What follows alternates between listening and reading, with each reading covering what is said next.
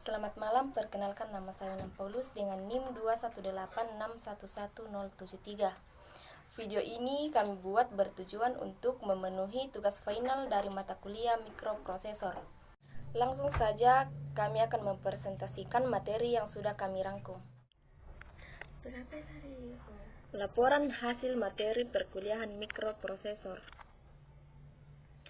Pengenalan perangkat keras atau hardware pada sistem unit komputer. Ada 6, yaitu yang pertama, perangkat keras utama, yang kedua, perangkat keras pendukung, yang ketiga, memori, yang keempat, mainboard, yang kelima, monitor, dan yang keenam, aksesoris dan pendukung. Pengertian mikroprosesor dan mikrokomputer, mikrocontroller. Pengertian mikroprosesor. Secara umum, mikroprosesor dapat diartikan sebagai berikut. Yang pertama, merupakan pemroses mikro atau pengolah mikro.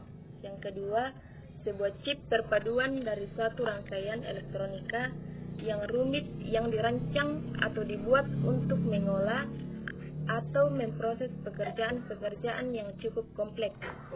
Yang definisi mikroprosesor adalah suatu chip atau IC, Integrated Circuit.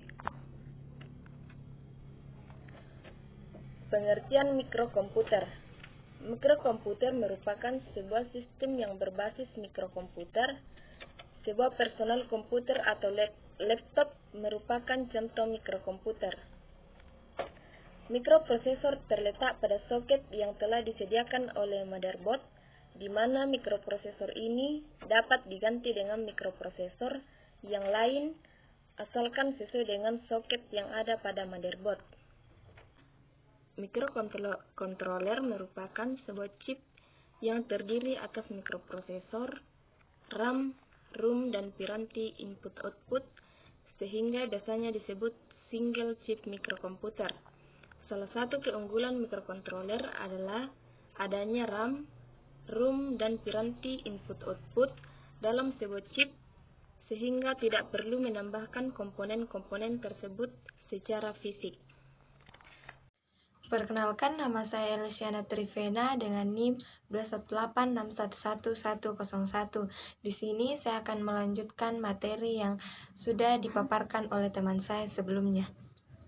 Oke, kita masuk ke organisasi data. Organisasi data adalah komputer secara umum bekerja dengan beberapa jumlah bit khusus.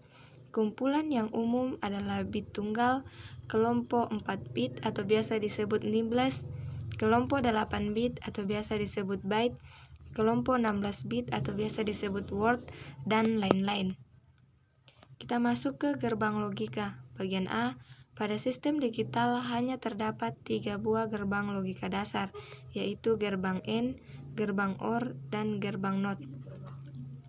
Kemudian bagian B, gerbang logika bentukan. Dihasilkan dari susunan gerbang logika dasar diantaranya gerbang NAND, gerbang NOR, gerbang XOR, dan gerbang XNOR. Demikian yang dapat saya paparkan. Selanjutnya saya serahkan kepada teman saya untuk melanjutkannya. Nama saya Sudat Panda dengan NIM 218611104. Di sini saya akan melanjutkan materi yang telah dipaparkan oleh kedua teman saya. Mikrocontroller. Bagian A, pengenalan mikrocontroller.